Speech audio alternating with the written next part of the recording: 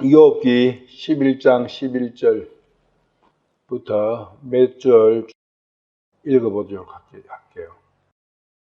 아담 후손은 들나귀 새끼같이 태어나고 속이 텅 빈 사람은 지혜로운 척 하겠지만 그분께서 헛된 몇 안 되는 사람들을 아시고 사악함도 보시나니 그런즉 그분께서 그것을 분별하지 못하시겠느냐? 만일 네가 네 속 마음 즉 양심에 어긋나는 일이 없도록 살 것을 결심하고 그분을 향하여 네 손바닥을 내밀 때에 네 손에 불법이 있거든 그것을 멀리 버려서 사악함이 네 장막들 안에 거하지 못하게 하라. 그리하면 참으로 네가 떨지 않고 두려워하지 않고 당당하게 네 얼굴을 들 수 있으리라. 이는 네가 네 고통을 잊게 되고 그것을 흘러간 물처럼 회상하게 될 것이기 때문이라. 또 네가 빛을 발하여 아침같이 되고 네 여생이 대낮의 해보다 더 높게 되리니 참으로 네가 땅굴을 파서 안전히 안식할 것이며 또 네게는 기댈 언덕이 생겼으니 네가 담대하게 되리라. 또한 네가 누워도 아무도 너를 두렵게 하지 못하겠고 참으로 많은 사람이 네게 간청하리라. 그러나 사악한 자의 눈들은 약해져서 그들이 멸망해서 도망하지 못하리니 그들의 의지처는 한 번의 호흡처럼 쓸모없게 되리라 하니라. 여기 11절에 아담 후손은 들나귀 새끼같이 태어나고 속이 텅 빈 사람은 지혜로운 척 하겠지만 들나귀 새끼가 있어요. 들나귀라는 것은 와일드 낙이거든요. 야생이잖아요. 와일드 허니, 와일드 노니, 다 야생 노니, 야생 꿀. 야생이라는 게 사람이 손을 안 댄 거예요. 사람하고 상관없는 먹는 거, 식물들은 야생이 가치를 높이 치주잖아요. 왜냐하면 사람의 기술이나 손이 안 갔기 때문에 깨끗하고 더 좋다 그거예요. 자연이 만든 거니까. 그런데 여기 야생 나귀 새끼 요 말이 중요하거든요. 야생 나귀는 어떤 속성을 가지고 있느냐? 나귀는 이 컨트롤이 잘 안 된다는 그것의 속성이 있어요. 나귀의 속성이 나귀 이름 앞에는 그게 붙어요. 그래서 예수님께서 나귀를 끌고 온나 하셔가지고 나귀를 타셨잖아요. 그런데 나귀가 예수님이 타시니까 길을 쭉 제대로 간 거예요. 그런데 만약에 베드로나 사도들이 탔다면 한 발짝도 못 가고 거기서 나잡아졌을 거예요. 왜 그러냐면 나귀 새끼니까. 큰 나귀는 그래도 좀 길을 들여가지고 조금은 알아듣는데 그래서 타고 다니는 그걸로 쓸 수 있잖아요. 좀 큰 나귀는. 그런데 새끼 나귀는 그것도 없어요. 그러한 망아지도 예수님께서 딱 타시니까 말처럼 개를 잘 듣는 사람을 제대로 이렇게 하는 그러한 게 바뀌었다. 그런 의미거든요. 근데 여기 들나귀 새끼, 들나귀는 사람이 키운 것도 아닌 들나귀는 완전 컨트롤이 안 되는 거예요. 나중에 38장, 39장, 40절 얘기하면 하나님께서 나귀에 대해서 말씀을 하세요. 근데 하나님은 그게 컨트롤이 되신다. 그 컨트롤 되신 것을 예수님께서 보여주신 거예요. 그런 것도 예수님께서 하나님이시다는 것, 그런 걸 우리가 알 수 있는 것인데, 야생나귀 새끼는 얼마나 더 하겠느냐. 야생 들나귀 새끼같이, 야생 나귀 새끼같이 태어났다는 거예요. 야생 나귀같이 태어난 이 말씀 속에는 어떠한 의미가 들어있느냐. 그러니까 소발이 이렇게 말을 한다는 그 배경이 있거든요. 첫째로는 에레미야 2장 24절 한번 봐봐요. 광야에 익숙한 야생 암나귀 곧 자기 쾌락에 빠져 바람을 맡으며 컹컹대는 암낙이니라. 광야에 있는 야생 암낙이잖아요. 그럼 야생 와일드 암낙인데 이 암낙이가 새끼를 낳았을 거 아니에요. 여기 똑같은 거죠. 요 암낙이가 요 새끼를 낳은 거예요. 쾌락에 빠져 컹컹대는 암낙이가 임신을 했을 거 아니에요. 그러면 누구하고 임신을 했느냐 모른다 그 이야기예요. 압이 없는 자식이라는 그 우리 욕이 있잖아요. 그 욕이 여는 거예요.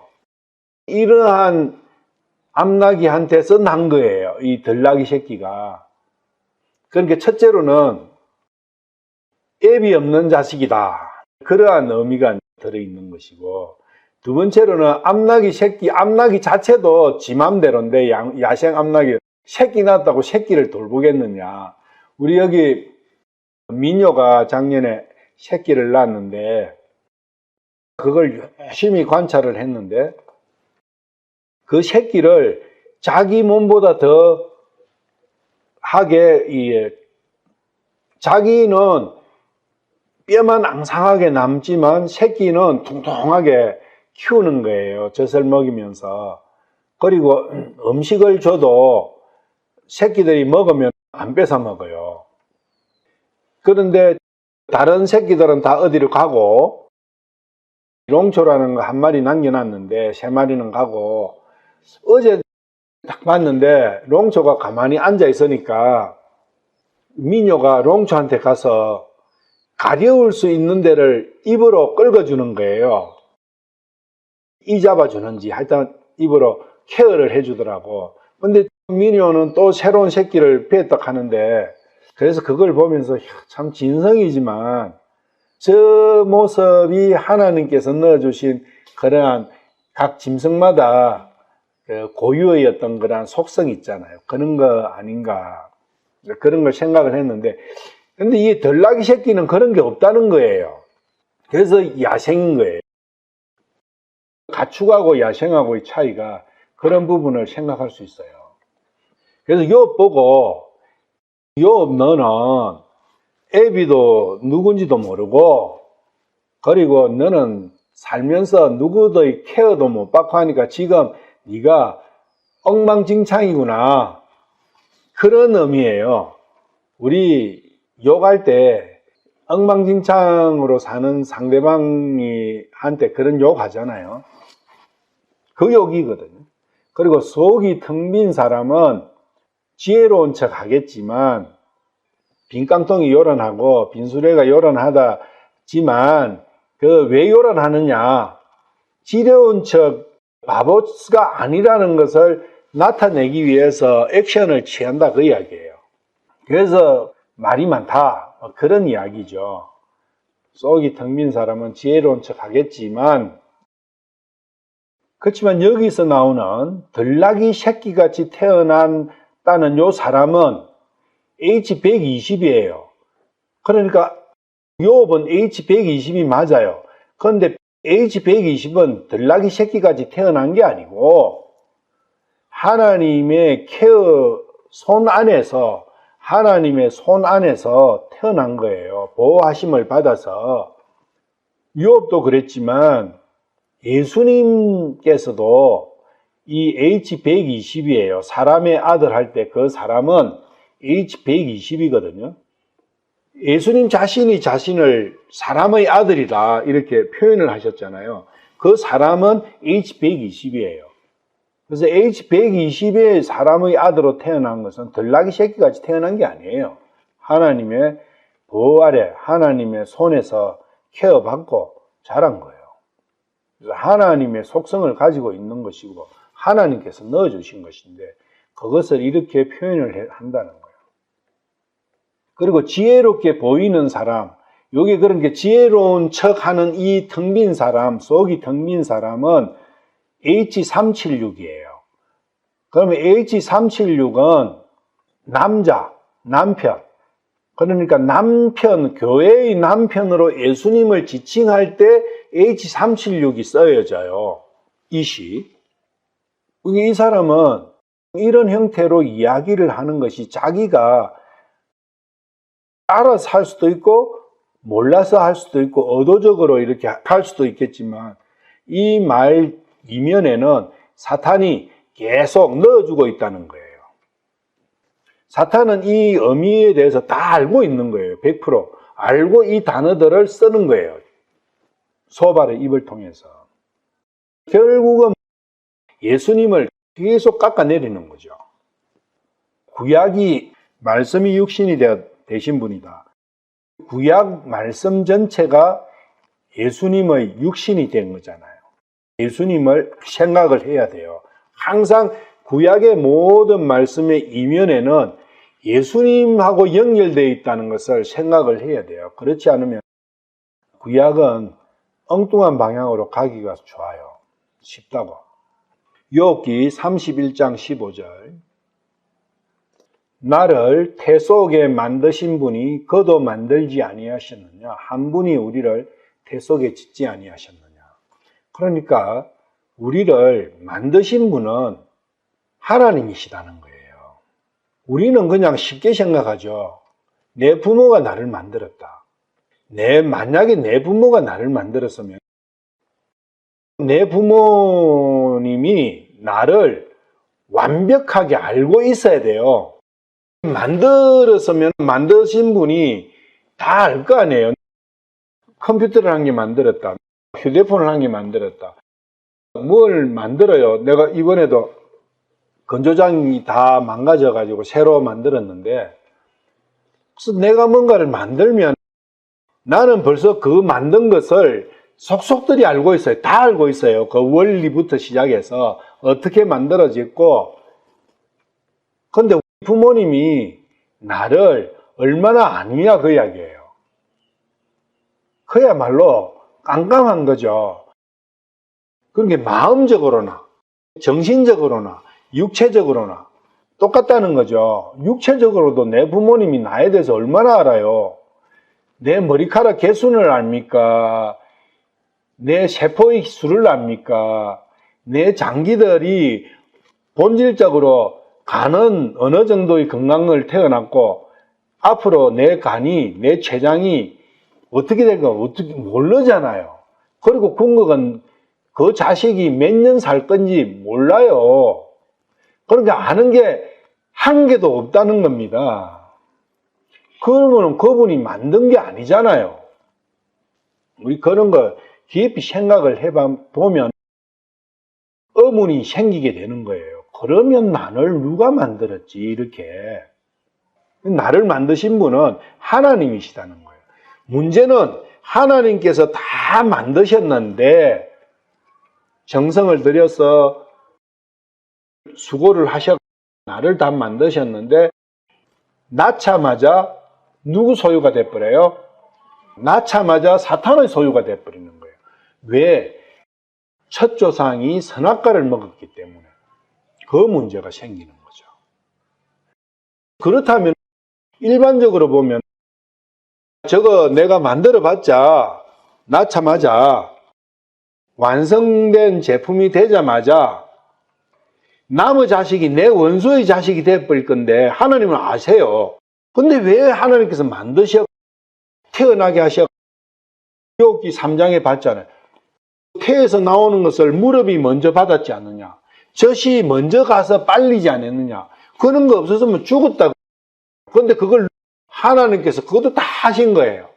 자라게 하시는 것도 하나님, 나게 하시는 분도 하나님이시고 자라게 하시는 것도 하나님이고 모든 걸 하나님께서 하시는데 정작 소유주는 하나님의 원수 소유가 되어버리는 거예요. 이런 부분을 깊이 생각해 봐야 됩니다. 내라면 그 1%라도 할 수 있겠는가? 그럼 하나님께서는 왜 그렇게 하시는가? 남의 그 소유가 되는데 왜 그런 수고를 마다하지 않으시고 그런 은혜를 베푸시고 그런 복을 주시느냐? 그것은 하나님께서는 태초에 창세전에 벌써 예정하신 게 있다. 당신의 짝을 찾는 것. 그 짝을 만들어 가시는 과정이기 때문에 하나님께서는 그 과정 속의 그 고난과 슬픔과 아픔을 하나님께서도 먼저 감내하시는 거예요. 하나님께서 감내해 가신 거예요. 그리고 마지막에는 자기의 생명까지도 주신 거예요. 마지막 최종적인 기쁨을 알고 계시니까. 그분은 그것을 그 마지막이 하나님께서는 현재로 다 보고 계시니까 그때의 기쁨을 생각하시면서 그 모든 과정을 참아가시는 거예요, 하나님.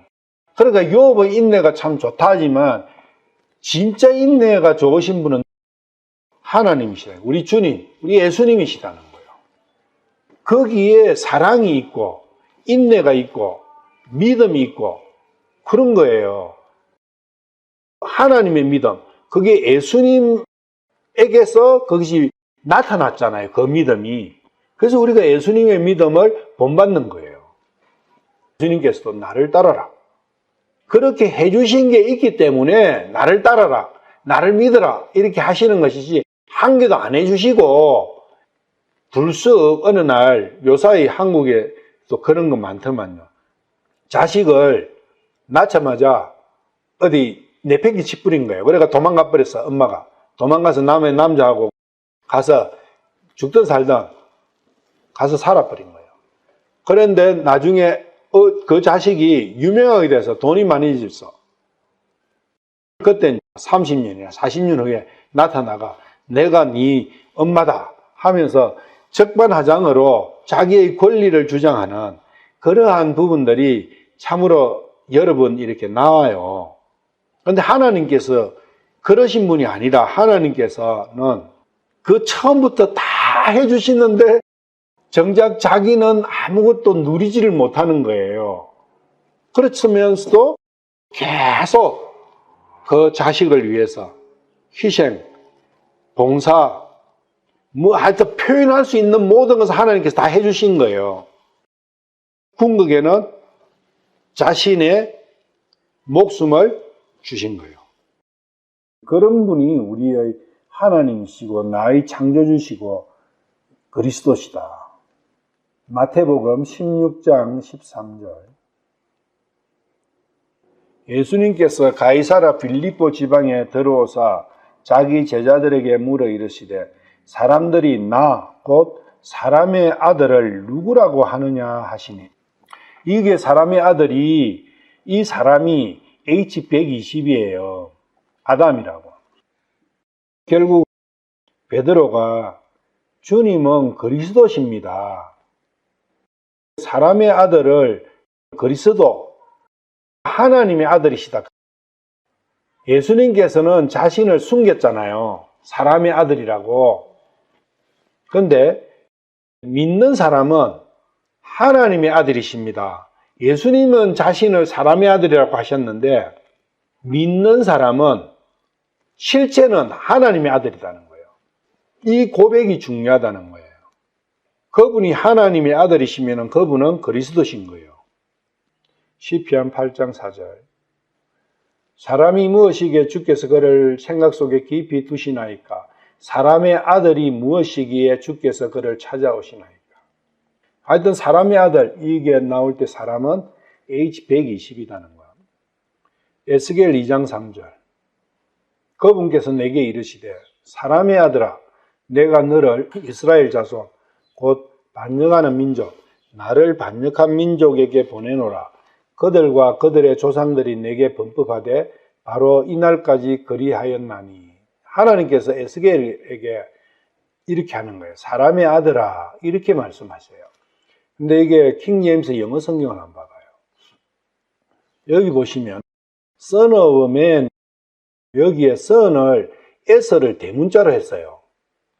신약에서 예수님께서 자신을 사람의 아들이라 이렇게 할 때 그 사람의 아들의 son도 대문자로 표현돼요. 그렇다면 에스겔은 누구예요? 예수님이세요. 주님이시라고. 에레미야는 약간 틀린데 야로 나가는 사람들이 있어요. 이사야, 에레미야. 뒤에 야자가 붙는 것은 그 야자가 의미하는 부분이 뭐냐면 하나님이에요. 그런데 에스겔은 직접 사람의 아들 이렇게 하나님께서 지칭을 하신 거예요. 에스겔에 대해서 알려진 것도 없고 멜기세덱처럼 에스겔이 가장 이 선지자 중에서 비밀스러운 사람이에요. 그런데 하나님께서 보내셨잖아요. 나를 반역한 민족에게 보내노라. 사람의 아들을 보냈잖아요. 에스겔이 구약에서 왔듯이, 포로 시절에 왔듯이 예수님께서 유대인들에게 오셨잖아요. 자기 백성에게.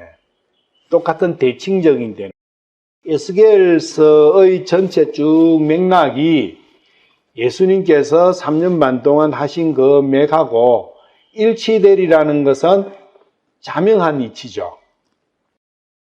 에스겔서가 예수님 오셔 하신 그 여러 가지 일들과 에스겔이 반 그 환상의 그 부분들이 일치된다. 마태복음 26장 63절. 예수님께서 잠잠하시거늘 대제사장이 응답하여 그분께 이르되 내가 너로 하여금 살아계신 하나님을 두고 맹세하게 하노니 네가 하나님의 아들 그리스도인지 우리에게 말하라 하매. 그러니까 하나님의 아들은 그리스도인 거죠. 그리스도가 되려면 하나님의 아들이 되어야 되는 거예요. 근데 예수님께서는 자신을 사람의 아들이다 이렇게 이제 표현을 많이 하셨죠. 근데 궁극에서는 네가 옳게 그 대답을 했다. 그 말은 그래 내가 하나님의 아들이고 그리스도다. 이걸 예수님께서 직접 말씀을 하신 거죠. 그런데 예수님께서 태어나실 때 어디서 태어났겠어요? 짐승우리에서 태어나셨잖아요. 그리고 강보에 쌓여서, 강보라고 뭐 그냥 천조가리 몇 개 쌓여가지고 짐승이 먹는, 짐승 사료 주는 그 통에 누워 있었잖아요. 그게 뭘 뜻합니까? 어떤 케어도 못 받았다는 거예요. 어떠한 보살핌도 태어나실 때부터 어떠한 보살핌도 못 받으셨다는 거예요. 야생 들나귀 새끼같이 태어났다는 것은 예수님께서 그렇게 태어나셨잖아요. 그런 부분도 알아요. 그만큼 낮고 낮은 위치로 오신 거죠. 이 세상에 오실 때. 그러니까 유대인들이 고하고 고상하고 율법에서 정통하다고 생각하고 있는 그 유대인들이 생각할 때 하나님의 아들이 야생 들나귀 같이 그렇게 오시겠느냐 그 이야기예요. 그래서 못 믿는 거예요.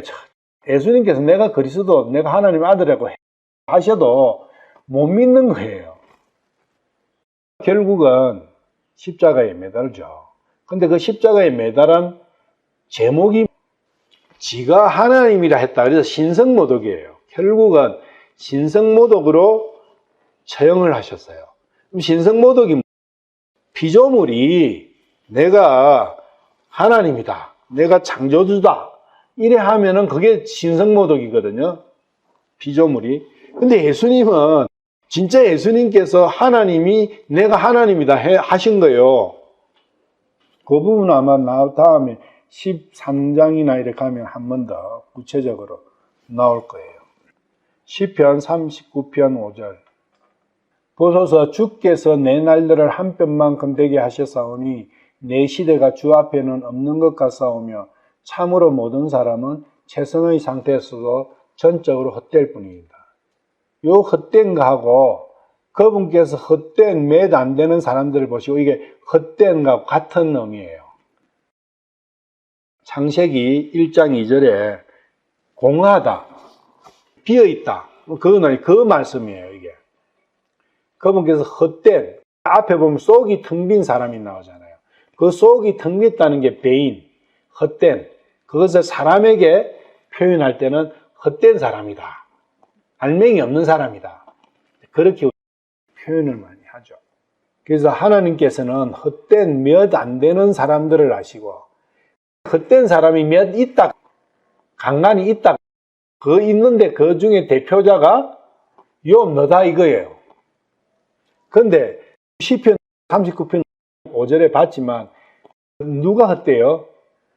모든 사람은 헛되게 태어나는 거예요. 모든 사람은 최선의 상태에서도 전적으로 헛될 뿐인 거예요. 근데 이것을 어떤 관점에서 봐야 이렇게 되냐면 혼적인 관점, 영과 혼적인 관점에서 봐야 이 말씀이 아멘이 되는 거예요.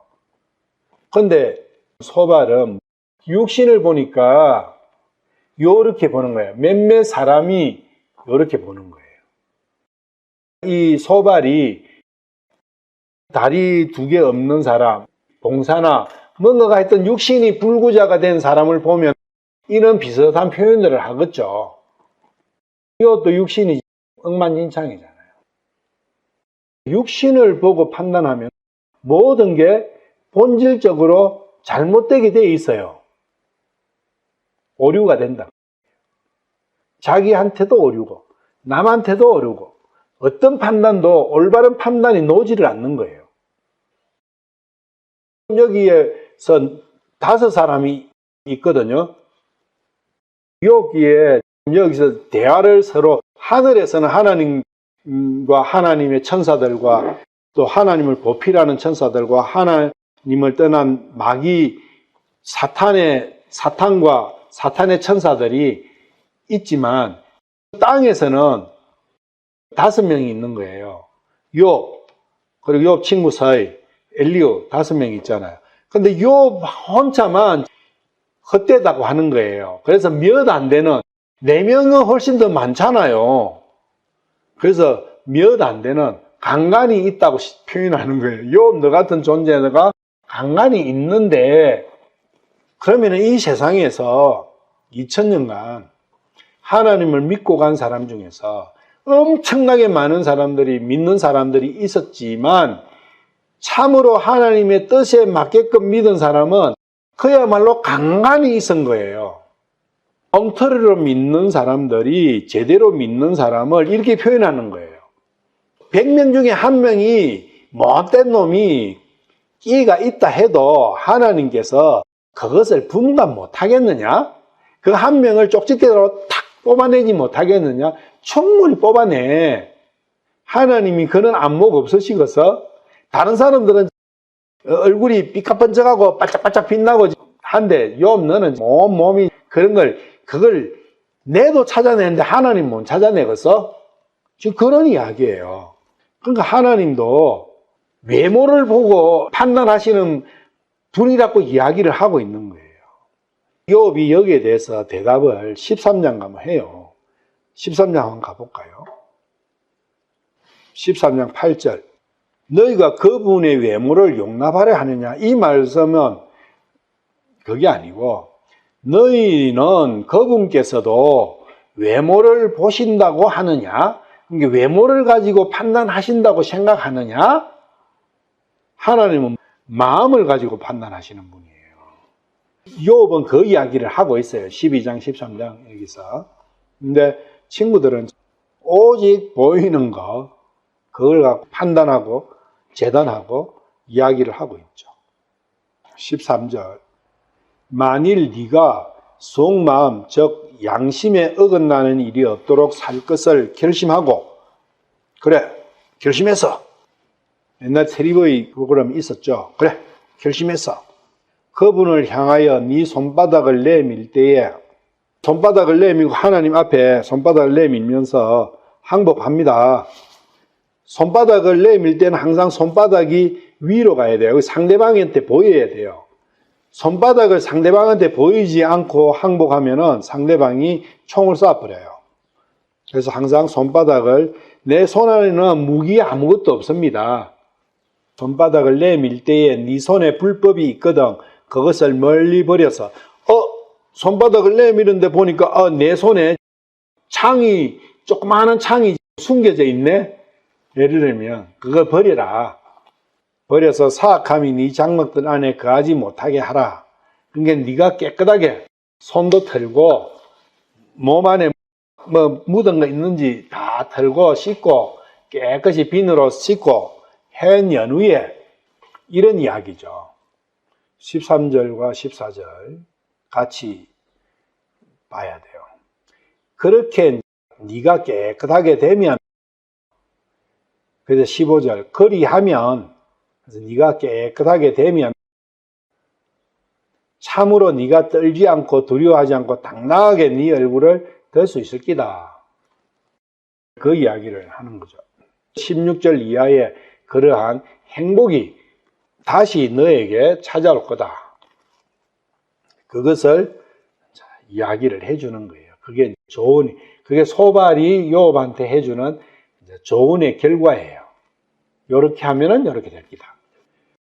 이걸 이렇게 봐서 그렇지 일반적인 삶 속에서 그리스도인이라고 기독교인이라고 하는 사람들끼리 대화를 하면, 예를 들면 목사한테 가서 제가 이렇게 참 슬픈 일이 많고 이렇게 힘듭니다, 이렇게 하면은 어떻게 하겠어요? 다 이래 하겠죠.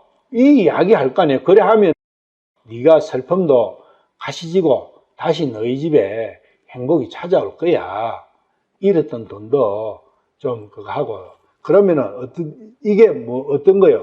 야, 너 그 사이에 그동안에 교회 많이 안 나왔지? 그렇습니다. 먹고 살려고 바쁘다 하면 그게 그런 거요. 먼저 하나님의 일이요. 교회 열심히 나와. 하면서 종교적인 이야기들을 하지 않겠어요? 이와 같이 너 잘못한 게 있어? 뭐 잘못한 거 있어? 그거 이제 털어. 너 그런데 빠지면 안 돼. 이런 형태로 하지 않겠냐고요. 그 이야기예요, 이게.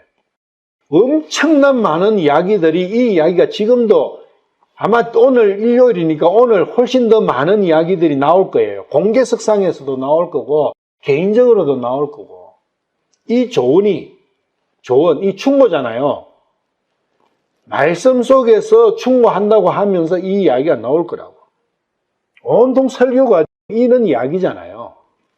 죄짐이는 안 됩니다. 깨끗이 살아야 돼요. 자기의 육신을 위해서 세상에 빠지면 안 됩니다. 희생봉사 하세요. 열심히 교회에 나오세요. 교회에 나와서 교회에 희생봉사 하세요. 그러면 하나님께서 절대 그대로 두지 않습니다. 복을 쏟지 않는가? 하나님 테스트 해보세요. 그 이야기거든요. 자, 이제 그게 어떤 문제가 있는지 한번 살펴보자. 만일 네가 속마음, 즉 양심에 어긋나는 일이 없도록 살 것을 결심하고, 우리가 이 결심 많이 하죠. 내가 뭔가 잘못 살면 이러면 안 되지. 내가 왜 이렇게 살지? 이렇게 안 살아야지. 자기 양심은 다 알잖아요. 자기 행거. 그래, 결심했어. 내 깨끗하게 살 거야. 이제 손 털었어. 그래, 결심하고 그분을 향하여 그렇게 손 털은 거예요. 내 손바닥을 내밀면 이게 손 털었다는 거거든요. 하나님 앞에서 손 털은 거예요. 그런데 손을 털려고 보니까 손에 때가 너무 많이 묻은 거예요. 어떻게 해요? 그러면 매번 씻겠죠. 비누로 씻고 펠로면 씻겠죠. 그게 네 손에 불법이 있거든. 그것을 멀리 버린다. 그 이야기예요. 네가 네 몸을 청결하게 더럽혀졌던, 네가 죄를 지으면서 살았던 그 과정에서 묻은 그 죄들을, 더러운 때들을 말끔히 씻어라. 그 이야기예요. 이게 사악함이 네 장관에 거하지 못하게 하라.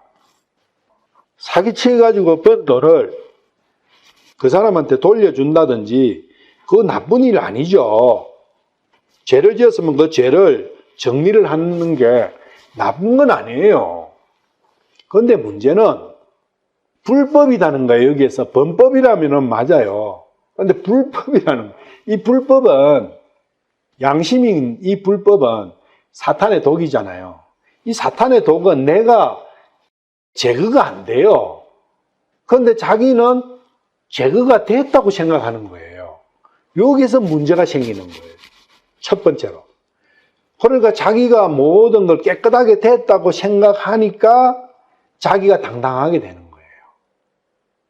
근데 당당하게 못 되는 사람은 자기가 뭐 벌은 이런 거 돈도 다 돌려주고 다 했는데도 마음 안에 있는 다시 솟아나는 거기에 대한 이 돈이 있으면 앞으로 자식도 키워야 되고 내도 먹고 살아야 되고 조금 그런 거 있지만 하면서 또 아쉬움이 남는 그런 게 있는 거예요. 그 아쉬움이 남는 그것은 깨끗하게 된 게 아니에요. 그런 걸 볼 수 있는 사람은 안 되는구나. 내가 아무리 씻으려 해도 안 씻어지는구나. 이 본질적인 내 문제가 있는 거구나. 그걸 보는 사람과 그걸 못 보는 사람은 나눠지는 거예요. 소발은 못 보는 사람이에요, 그걸. 종교로는, 내 행위로서는, 내 정성으로서는, 내 노력으로서는, 내 땀으로서는 안 되는구나 하는 사람이 욥이고, 소발은 되네. 요 차이가 있는 거예요. 되네 하는 사람은 육신이 기준이 되는 사람. 안 되네 하는 사람은 영과 혼이 기준이 되는 사람. 딱 나눠지는 거예요.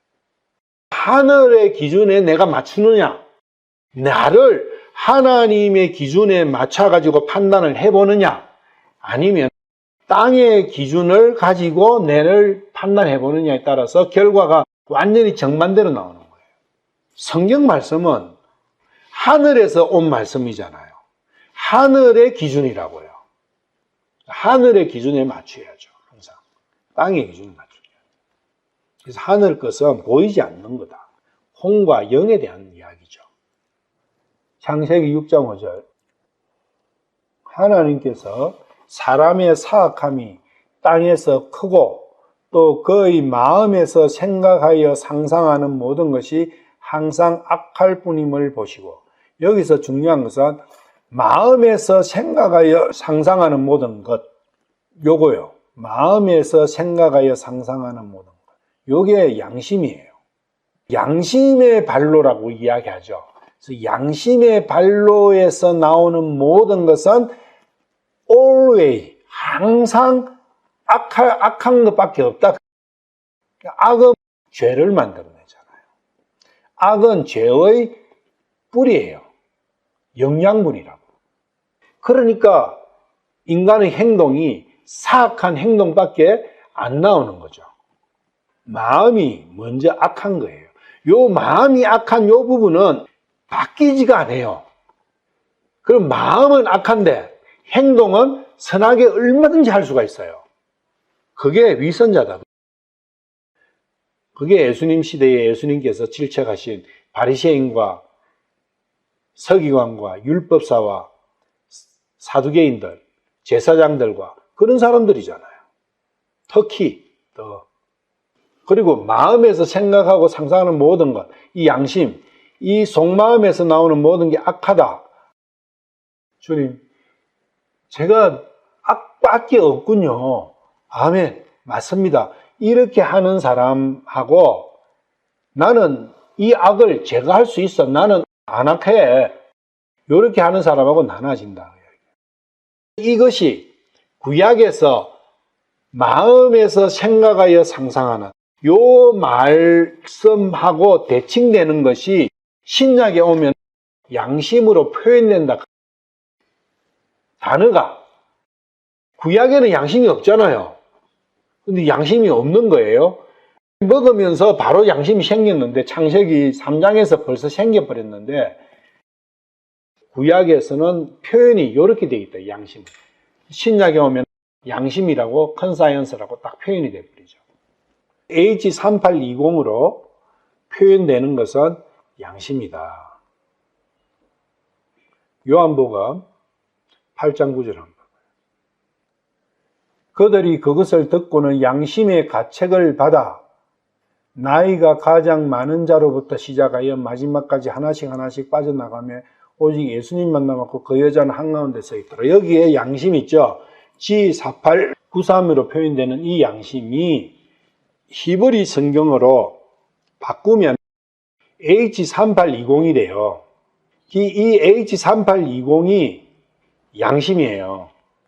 한번 찾아보면 돼요. 그래서 창세기 6장 5절에 나오는 그 마음이 H3820이거든요. 창세기 6장 5절에 영어 성경에 보면 His heart was only evil continually 이렇게 나오잖아요. 그래서 His heart, 여기 마음, 여기 H3820이에요. 여기 양심이거든요. 요 H3820하고 요한복음 8장 9절에 히브리 성경으로 컨커던스로 H 컨커던스로 바꾼 걸 보면 3820 같은 단어예요. 그런 걸 보아야 이 말씀이 그러니까 소발의 이야기가 구체적으로 어떻게 베이스가 깔렸는지 이해할 수 있게 된다. 14절에 네 손에 불법이 있거든. 이 불법하고 양심은 서로 인과관계를 갖고 있다는 거예요. 불법과 양심. 불법의 나타난 현상이 양심이에요. 너무 어려운 이야기죠. 그러니까 사탄의 독이 불법인데 따지고 보면 그 불법이 돌아와가지고 선과 악의 두 마음이 생겨버렸잖아요. 선도 알게 되고 악도 알게 된 그 상태가 형성돼 버렸잖아요. 그래서 인과관계가 있다. 원인과 결과다. 불법과 양심. 그래서 양심은 결과고 원인은 불법, 사탄의 독이었다. 그렇게 보시면 되고. 민수기 15장 30절. 그러나 그 땅에서 태어난 자든지 타국인이든지 이건 유대인들이 이야기하는 이방인이든 유대인이든 상관없다. 전 인류를 이야기하는 거죠. 모든 인류, 어떤 혼이 조금이라도 자기 뜻대로 행하면 바로 그 사람은 죽게 수치를 끼치나니 그런즉 그 혼은 자기 백성 가운데서 끊어질 것이니라. 이 사망, 죽는다 그 이야기예요. 얼마나 큰 죄면은 다른 거 고려할 거 없이 그냥 바로 죽음이에요. 근데 그게 어떤 내용이에요? 그 죄의 제목이 자기 뜻대로 행하는 거예요. 요게 가장 큰 죄다.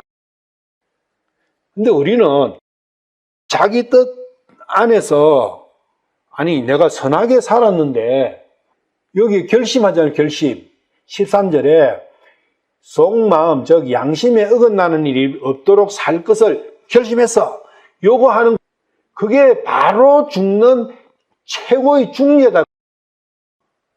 주님을 수치스럽게 만드는 거예요. 주님을 부끄럽게 만드는 거야.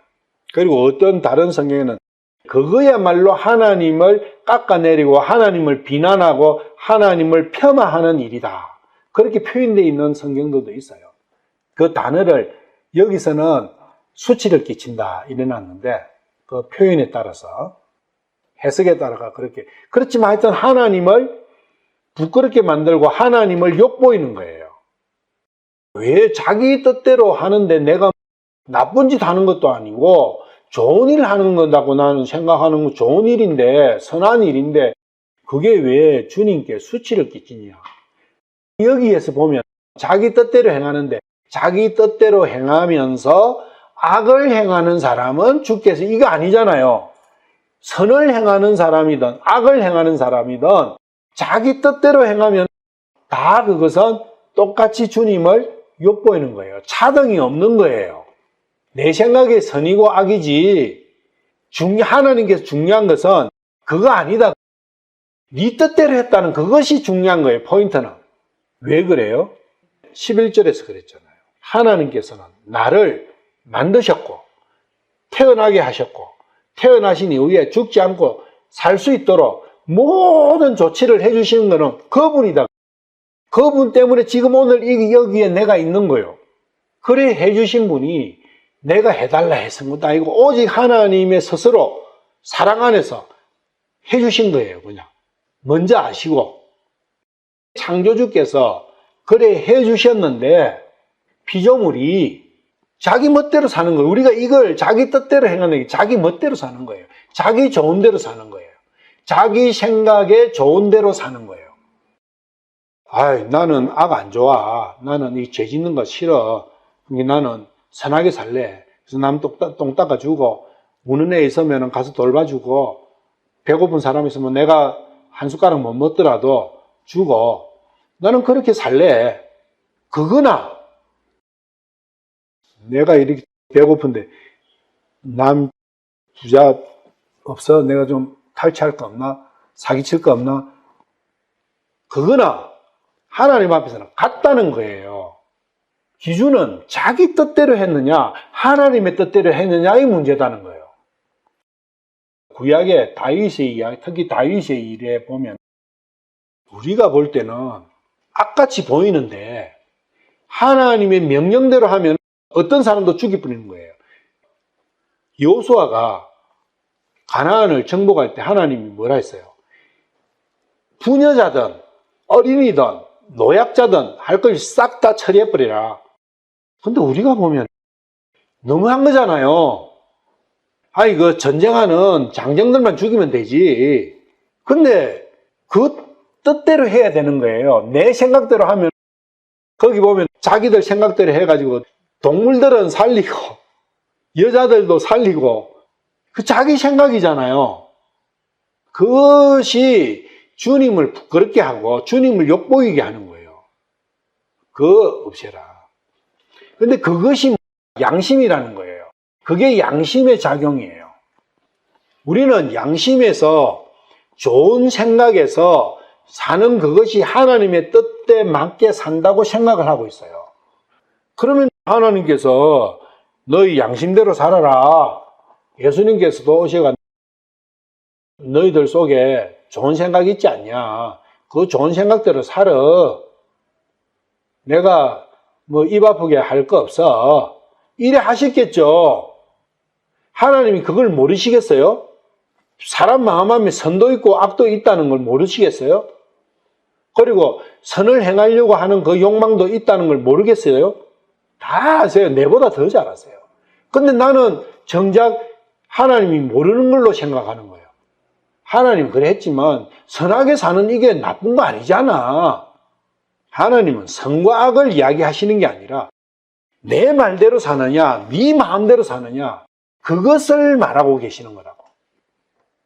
자신의 뜻대로 행하는 것. 자신의 뜻대로 행하는 게 뭐겠어요? 성경 말씀에서 다 선한 걸 이야기하는 거예요. 최상의 선을 이야기하고 있는 거라고.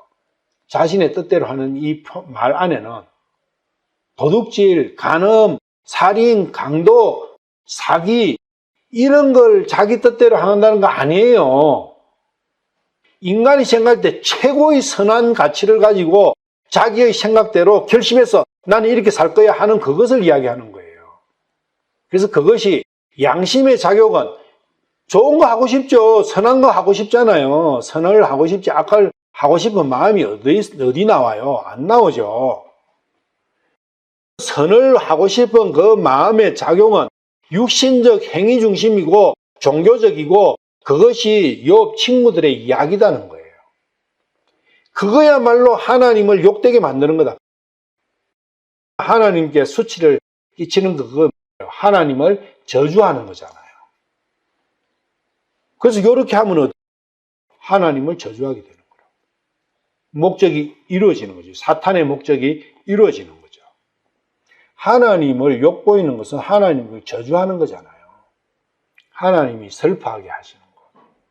그래서 내가 내 생각대로 사는 그것은 대부분 99.9%가 내 생각대로 산다는 그 뜻은 내 마음에서 나오는 선을 찾아서 선만 하는 거예요. 그것이 하나님을 저주하는 것이고 하나님을 욕보이는 것이고 나중에는 결국 그것이 심판을 받는 본질이 된다. 양심에 비추어 깨끗한 자신을 하나님 앞에 과시하는 자세. 지금 기독교인 대부분이 이런 자세로 살아가고 있어요. 안타까운 일이죠. 이게 자기 자신의 의예요. 신약에 보면 자기의 여는 아니다. 믿음의 여가 돼야 된다. 바울 사도가 계속 그걸 말씀하셨죠. 그래서 믿음이 그거는 알아요. 다. 믿음의 의대로 살아야 된다고 하는데 실제 삶은 자기의 생각대로 사는 거예요. 전부 다. 왜 그래요? 믿음이 뭔지 모르니까 그렇게 사는 거예요. 자기는 믿음이 엄청 좋은 걸로 착각해 버리는 거예요. 그런 사람들한테 다 물어보세요. 똥 닦아주고 뭐 하고 세상에 선한 일은 혼자 다 해. 그 사람한테 물어봐요. 믿음이 자기가 이 세상에서 최고죠. 그 사람한테 너 믿음 없어? 이러면 어떻게 되겠어요? 바로 그냥 칼 들고 난리 나요. 그럼 믿음이 뭔지 모르는 거예요. 믿음은 맡기는 거지 하는 게 아니라고요. 왜 맡겨요? 나는 못하니까. 난 하고 싶은 마음은 꿀떡 같지만 나는 못하니까. 주님은 하실 수 있습니까? 주님, 해 주십시오 하고 나를 맡겨버리는 거죠. 그래서 주님의 멍에 안에 들어가는 거예요. 주님의 멍에 안에 들어가서 내가 용을 쓰면은 어떨 때 용을 써요? 주님 멍에 들어가서 여기 소 달구지는 대부분이 소 2마리가 끌어요. 멍에가 2마리가 들어가는 멍에예요. 2마리가 끄는데 2마리가 비슷한 덩치와 비슷한 힘을 가진 걸 쓰는데 비슷한 한 놈이 어디 없어져 버렸어. 근데 조그마한 새끼가 한 놈 있어. 그래가지고 멍에를 다시 맞춰갖고 큰 황소 한 놈하고 조그마한 새끼 한 놈하고 2마리를 멍에를 맸어. 그러면 그 새끼는 어떻게 해야 편해요? 황소가 그냥 가는 대로 따라가면 제일 편한데, 아이고, 황소는 저 왼쪽으로 가는데, 생각해 보니까, 오른쪽으로 가면 여기에 풀이 더 좋은 게 있는 것 같아. 더 편한 길이 있는 것 같아. 오른쪽으로 가려고 하면 그 새끼가 얼마나 힘들겠어요. 이 황소예요. 황소하고 새끼요. 게임이 되겠습니까? 엄청 힘들 거 아니에요.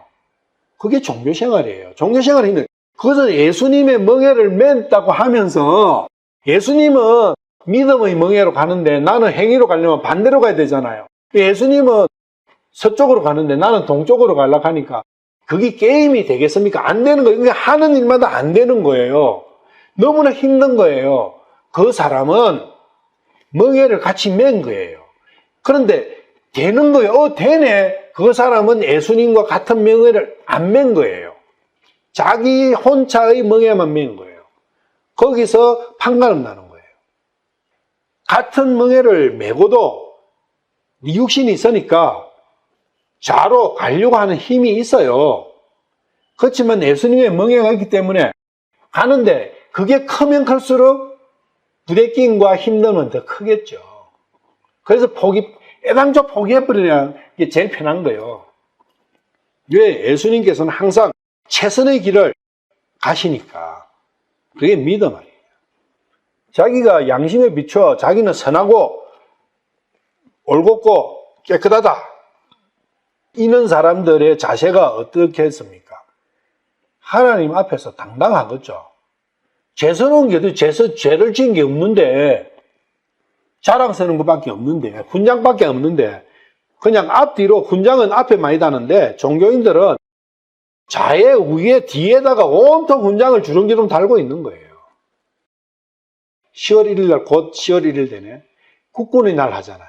국군의 날 하면은 그때 누구를 초청하느냐 하면은 옛날부터 살아있는 장군들을 옛날 퇴역한 사람들 있잖아요. 그러면 그 퇴역한 장군들 올 때 자기가 전역할 때 입었던 옷을 다 보관해놔요. 그 보물이야. 그때 그 옷을 쫙 입으면 그 옷에 뭐가 달려있어요? 훈장이 앞에 가슴 있는데 안 보일 정도로 훈장을 주렁주렁 달고 쫙 그 훈장이 잘 보이려면 숙이면 안 보이잖아. 쫙 펴갖고 그 훈장 다른 날은 지팡이도 안 짚어. 쫙 이래가지고 하나님 앞에 그런 거예요. 지금 그게 된다고 이야기하는 거거든요. 근데 실제로 그런 자세가 나와요. 그런 사람은. 그 사람이 하나님을 욕배이는 사람이다. 손바닥을 내밀고 무슨 이야기를 하겠어요? 하나님, 제가 당신 앞에 선하게 살았지 않습니까? 하나님의 명령, 구약에 선하게 사는 거 율법 쭉 있잖아요. 하나님의 율법에 한 개도 어긋남 없이 잘 살았지 않습니까? 복 주세요. 하나님 복 주신다 하지 않습니까? 신명기하고 쭉 보세요. 그 이야기예요. 14절 네 손에 불법이 있거든 그것을 멀리 버려서 사악함이 네 장막 뜰 안에 거하지 못하게 하라. 이 사악함의 본질이 사탄의 독이잖아요. 해도가 안 된다나요. 해도가 불가능하잖아. 내 힘으로. 제사를 지낸다 안 되는 거예요. 욥은 그걸 안 되는 걸 자기가 알았잖아요. 3장에 보시면 욥은 생일날 지나면 제사를 빠짐없이 드렸잖아요. 그런데도 안 됐잖아요. 마음이 항상 불안초조하고 그 죄와의 싸움에서 안정이 없잖아요. 평화가 없잖아요. 안식이 없는 거예요. 그 마음이 있어야 되는데 완전히 나는 평화고 나는 완전히 안식이요. 내 행위로 봤을 때 나는 안전해. 하나님의 안정권에 접어들었어. 그리고 손 안에 있는 것은 열매잖아요. 손은 일을 뜻하는 거거든. 그럼 내가 뭔가 행동을 해가지고 지은 것은 범죄잖아요. 범법, 죄. 그 죄를 씻을 수 있어요. 제사를 지내면 되잖아요. 그런데 불법은 손 안에 있지 않잖아요. 속에 있다고요. 마음의 가장 깊은 그 마음 중심에 있다고. 그래서 동상 중심에 있잖아요. 동상 중심에. 그걸 모르니까 이러한 문제죠. 불법, 범법, 죄 이런 것이 구분이 안 되는 거죠. 그 구분을 정확하게 해야만이 말씀이 올바르게 보여요. 그래서 시편 32편 5절 내가 주께 내 죄를 시인하고 내 불법을 숨기지 아니하며 또 이러기를 내 범법들을 주께 자백하리라 하였더니 주께서 내 죄의 불법을 용서하셨나이다 셀라. 여기 보시면 죄, 불법, 범법이 나오잖아요. 요 세 가지가 분명히 다른 거예요. 홍과 영과 육이 그 단어 자체가 틀리잖아요. 그래서 이 다르다 말이에요. 다른 것처럼 죄, 불법, 범법이 다르는 거예요. 그게 같은 거면은 세 개를 나열할 필요가 없잖아요. 죄, 불법, 범법 이 모든 것들의 본질이 사탄의 독이라는 거. 시편 51편 5절에 다윗이 그런 고백을 하는 거죠. 내가 불법 가운데서 형성되었으며 어머니 뱃속에서 씨가 수정되는 그 과정인데 불법이 있는 거예요. 그럼 불법은 내가 태어난 이후에 뭐 자라면서 그거하고는 아무 상관없다는 걸 알 수가 있잖아요. 그리고 어머니가 죄 가운데서 나를 수태한 거지 내가 내 죄 가운데 있었던 건 아니에요. 죄는 결과물이니까 성장하면서 죄를 짓는데 언제부터? 철들면서 나를 가리기 시작하면서 나를 옷으로 가리기 시작하면서 죄를 짓는 거예요. 그거는 불법이 그때부터 작용을 한다. 불법의 작용이 죄를 만들어내는 거니까. 여기서 가리는 거. 죄는 부끄러운 거잖아요. 선과 악을 알기 때문에 죄는 부끄럽다는 걸 알아요. 죄를 지으면 부끄러워요. 부끄러우면 가리죠. 나체로 안 다니는 이유가 부끄러우니까 가리는 거잖아요. 가리는 때는 뭘로 가려요? 옷이죠. 자, 옷에 대해서 잘 생각해 보자고. 개가 옷이 있습니까? 없습니까? 동물들이 옷이 있습니까? 없습니까? 있어요. 새가 옷이 있습니까? 없습니까? 있어요. 나무가 옷이 있습니까? 없습니까? 있어요. 모든 피조물은 옷이 있어요. 살아있는 피조물은 옷이 있다고요. 생명을 가지고 있는 것은 옷이 있어요. 사람도 그러면 처음 창세기 1장에서 하나님께서 만드셨을 때 옷이 있었을까요? 없을까요? 있어요. 옷은 어떻게 생기느냐? 어떻게 만들어지느냐? 동물들을 보자고. 동물들은 옷이 털이에요. 새도 깃털이에요. 그 옷이 닭이 조금 크니까 야 우리 옷을 좀 더 해야 옷 한 개 짜. 이것저것 입으로 물고 와가지고 짭니까? 어때요? 옷이 어디서 나와요? 안에서 나오는 거예요. 중요한 겁니다, 이거는. 옷은 안에서 나오는 거예요. 하나님께서 주시는 옷은 안에서 나오는 거예요. 안에서 나와서 자기를 가려주는 거예요. 그런데 어제 트레킹을 하는데 내려오는데 개가 한 마리 죽은 게 방치되어 있더라고요. 제법 큰 개인데. 그 털이 굉장히 이뻐요. 허연 것도 있고 갈색도 있고 이렇게 얼룩이처럼 있는데 상당히 이쁘고. 죽었어. 그 개가 살아있을 때는 그 옷이 안에서 자라나오죠. 지금 죽었어. 어떻게 돼요? 옷이 없어지는 거죠. 옷이 안 나와요. 이제 더 이상 옷을 못 만들어내. 그러면 옷은 어디서 나오는 거예요? 생명에서부터 나오는 거예요. 생명이 있는 것은 옷이 만들어지는데 나무도 똑같아요. 어제 트레킹 갔다 오면서 흰 나무 여기 엄청나게 쪽쪽 걷은 흰 나무가 있어요. 모든 나무는 소나무 마찬가지고 옷이 있잖아요. 껍질이 있잖아요. 껍질이 옷이거든. 그런데 죽은 나무는 더 이상 옷이 만들어집니까? 안 만들어집니까? 안 만들어집니다. 생명이 있는 나무는 계속 옷을 더 만들어내요. 동물들, 새들, 고기, 물고기 마찬가지예요. 물고기 옷은 비늘이잖아요. 그래서 옷이 없는 거, 비늘 없는 물고기 부정화됐잖아요. 뱀은 옷을, 턱이에요, 저놈은. 비늘을, 지 껍질을 벗어요. 그 껍질이 옷이거든요. 그래서 옷을 주기적으로 벗어내버려. 1년에 한 번씩. 그런 부분이 있는데, 옷은 생명에서부터 나오는 것이 참다운 옷인 거예요.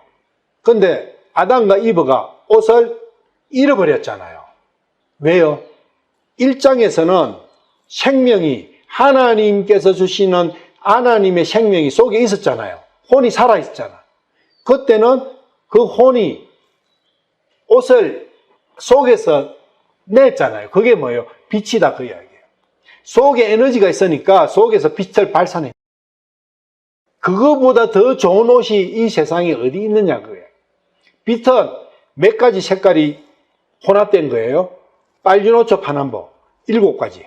7가지 색깔이라는 것은 무한대수의 색깔의 표현을 그렇게 한 거예요. 그래서 무지개가 몇 가지 색깔? 7가지 색깔. 그래서 그 7가지 색깔이지만 보는 각도, 빛이 비치는 거, 어떤 거에 따라서 그 빛의 색상은 계속 바뀌어요.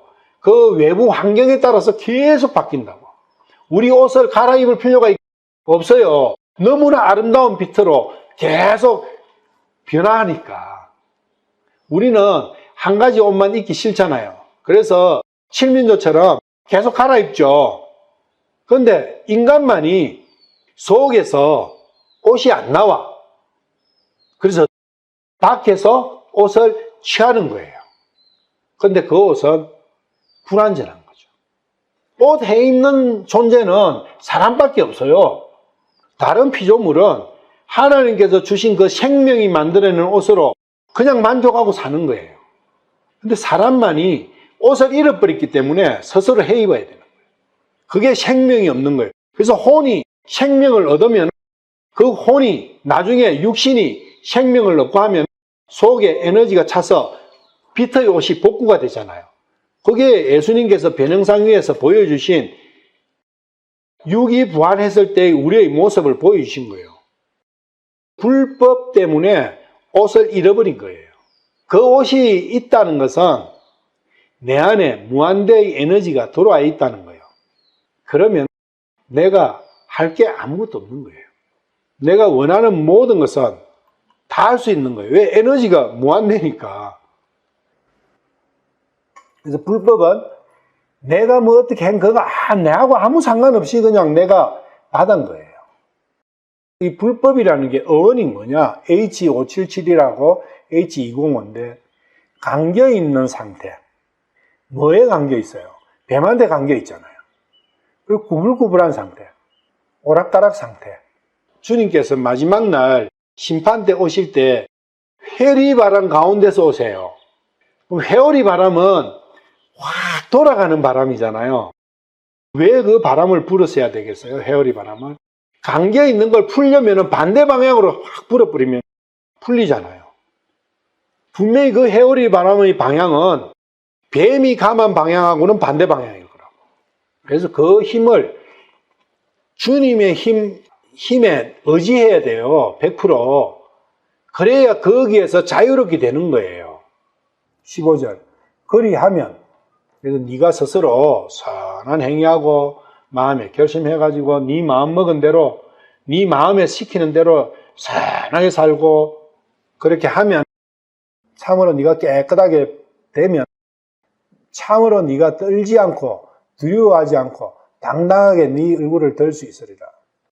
죄를 지면 아담과 이브가 범죄하고 난 이후에, 선악과 먹고 난 이후에 제일 먼저 한 게 두려워해가지고 하나님 무서워해갖고 나무 가운 뒤에 가서 숨었잖아요. 그거 무서운 거. 우리가 죄 지면은 숨어요. 36개부터 먼저 낳고 보죠. 왜? 무서우니까. 남이 몰라도 내 마음이 알잖아요. 그런 거 없다. 당당해진다. 신약에서 유대인들이, 종교 지도자들이나 이런 사람들이 당당하잖아요. 자기들은 죄진 거 없다. 근데 불법을 모르는 거예요. 종교적인 행위를 통해 자기 자신의 선을 통해서 자기가 어렵게 된 사람은 하나님 앞에서 당당한 거예요. 그런데 내 자신은 절대 선하게 안 된다, 어렵게 안 된다, 깨끗하게 안 된다는 아는 사람은 하나님께서 깨끗하게 해주셔도 하나님 앞에 당당하겠어요? 당당하질 않아요. 왜? 자기가 한 게도 없으니까 감사할 뿐이죠. 그래서 욥의 자세잖아요. 욥기 10장 15절. 내가 사악하면 내게 화가 있을 것이오며 내가 어려울지라도 내 머리를 들지 아니하리라. 인간의 한계가 있다. 어느 누가 하나님 앞에서 머리를 당당하게 들 수 있겠느냐? 없다. 욥기 22장 26절. 그때 네가 전능자를 기뻐하면 네 얼굴을 하나님을 향하여 들리라. 똑같은 이야기죠. 엘리바스 이야기. 그래서 친구들이나 엘리오는 항상 똑같은 이야기를 하고 있어요. 12장 가면 너희들이 작당했구나, 모의 작당했구나. 보니까 너희들은 모의 작당해서 그거 이야기를 해요. 왜? 말이 똑같으니까. 그걸 작당 모의라 하죠. 전도서 12장 13절. 많은 이야기도 있고 있겠지만 결론은 우리가 전체 일의 결론을 들었지는 게 인생에 어떠한 수억, 수천억, 수조 개의 그러한 일들과 사상들과 뭔가 막 있겠지만 결론은 하나님을 두려워하고 그분의 명령을 지키는 이것이 사람의 온전한 의문이라 이게 결론이다 그 이야기. 다른 거 없다. 그런데 왜 하나님을 두려워해야 되느냐? 내 스스로는 어렵게 되지 못하는구나. 깨끗하게 못 되는구나. 거룩하게 못 되는구나. 그래서 두려운 거예요.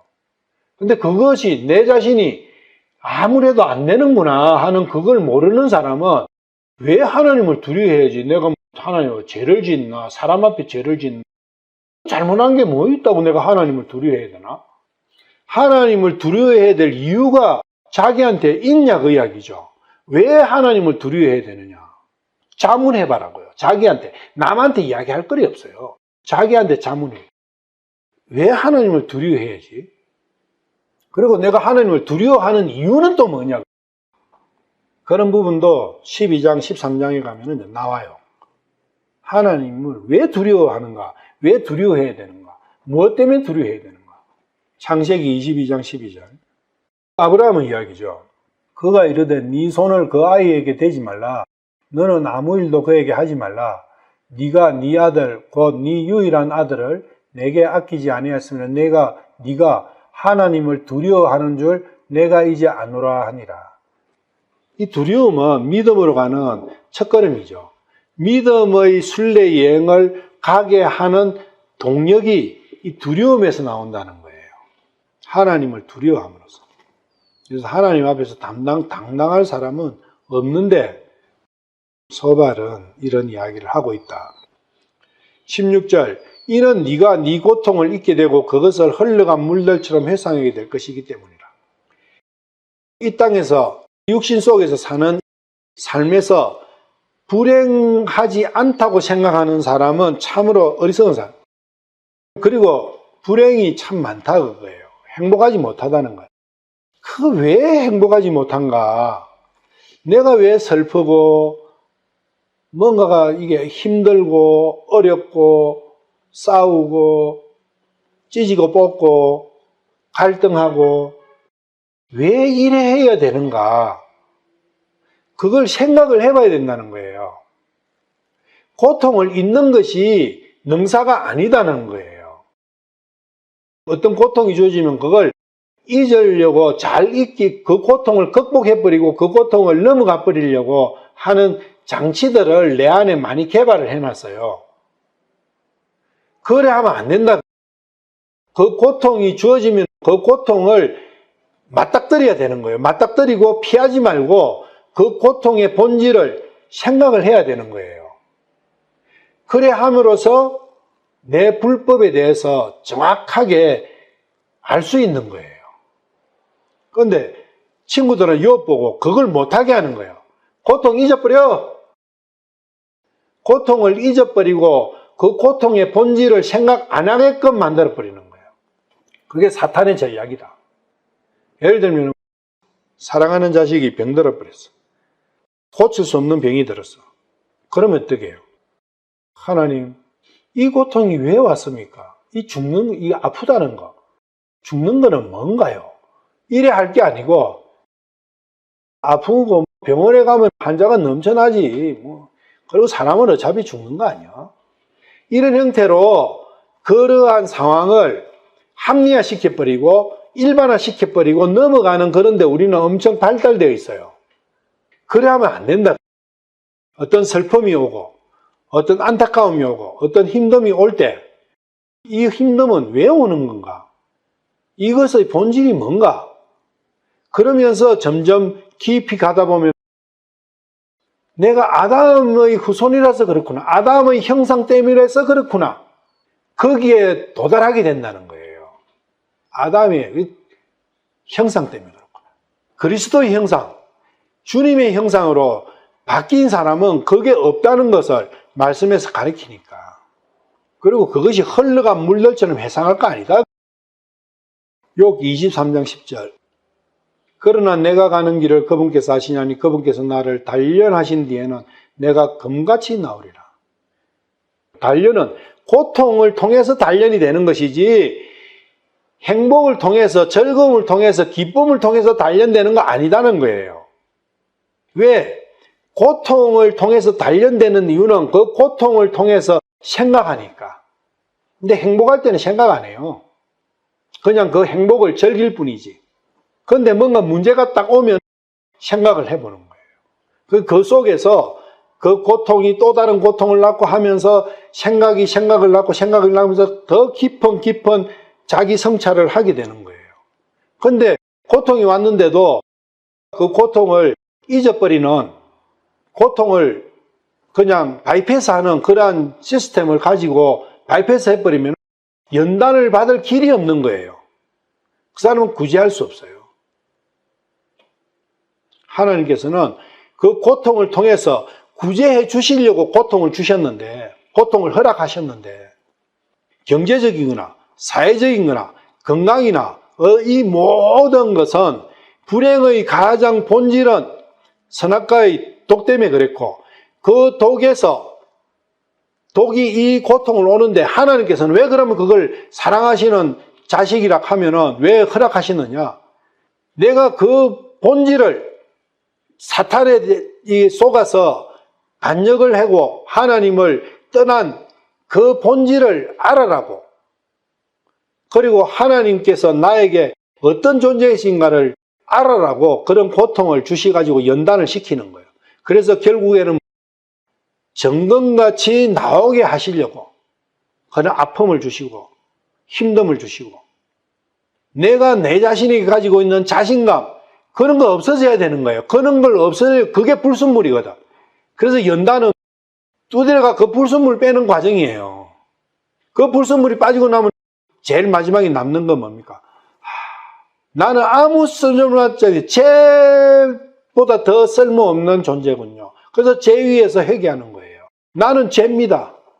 다 타고 나면, 나무가 타고 나면 쟤가 남잖아요. 쟤 쓸모 있습니까? 쟤를 가지고 무슨 의자를 만들겠어요? 탁자를 만들겠어요? 발받침을 만들겠어요? 뭘 만들겠어요? 아무 쓸모 없는 거예요. 근데 나무가 되어 있을 때는 쓸모 있는 것 같이 보이잖아요. 근데 그 나무가 타야 되는 거예요. 쟤가 돼야 되는 거예요. 쟤가 되라고. 쟤가 되려면 타야 되죠. 탈 때 얼마나 아프겠어요. 생몸을 태워봐요. 그 아픔을 합리화시키지 마라, 그 이야기예요. 받아들이라고. 받아들이면서 생각을 깊이 하라고. 이 흘러간 물이 오면 흘러가요. 그렇지만 그냥 흘러가는 게 아니에요. 비가 왔어. 그 다음에 흘러갔어. 그 다음에 땅에는 뭐가 나요? 생명이 남는 거예요.